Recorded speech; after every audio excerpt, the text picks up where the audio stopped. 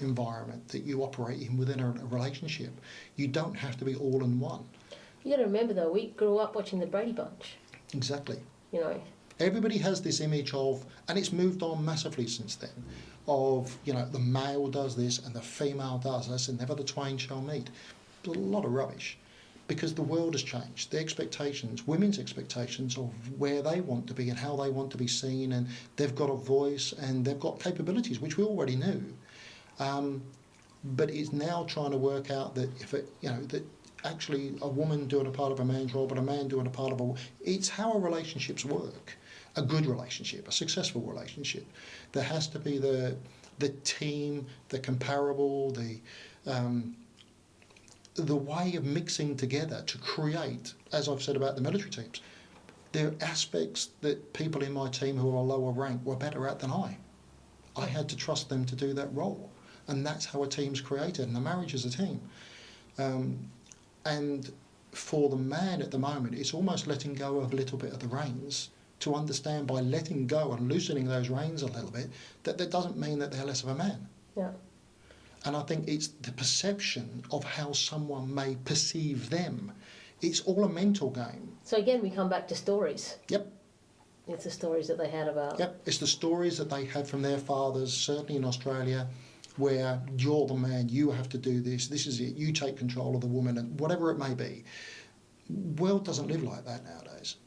And you need the support of both parties to cope. There's so many more stresses now than what their fathers went through, you know, with the finances and the mortgages. You know, people didn't own their own houses then. The wife would have been more at home and be able to do those roles. Now both of them are at work because that's the way you survive, to have the nice house and keep up with the Joneses.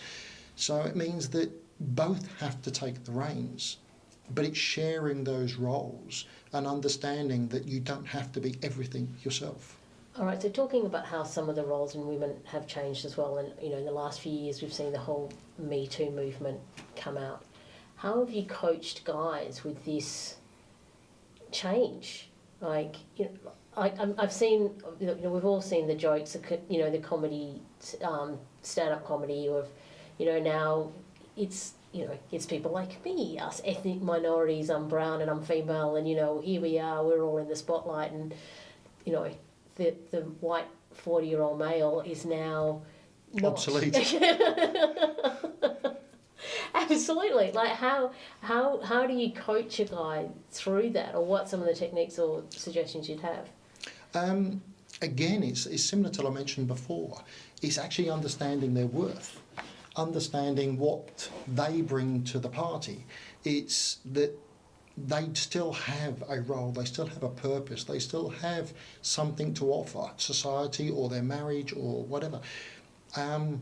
But it's understanding that they don't have to be all the answers. They don't have to have all the answers. And it's coaching them of what can you do? What are you good at? What do you bring to the party? And how do you cope with that? And it's dealing with the emotions. And we talked about the self-talk before, where it's them not feeling as if they've had all of their masculinity taken away from them, and given them a worth and given them a point in position, because that's what they've lost. Everything you see on there is gay, lesbian, comedy. You know, it's all geared to the minorities as such, and the people, the straight white women and the straight white men, almost are like they're the odd parties nowadays. So it's just a matter of finding out where they stand, what they want from the future, and trying to alleviate those expectations of what they think they should be. It's all made up in our heads. Everything's made up of the perception that you put in your head of what you should do. And if you don't achieve that and you don't do that, then you're a lesser person. We can't all do everything. That's where we need other people on our team, whether that be your colleagues at work, whether that be your wife and your girlfriend, whether it be your mum and dad, whether you're a 40-year-old bloke still living at home.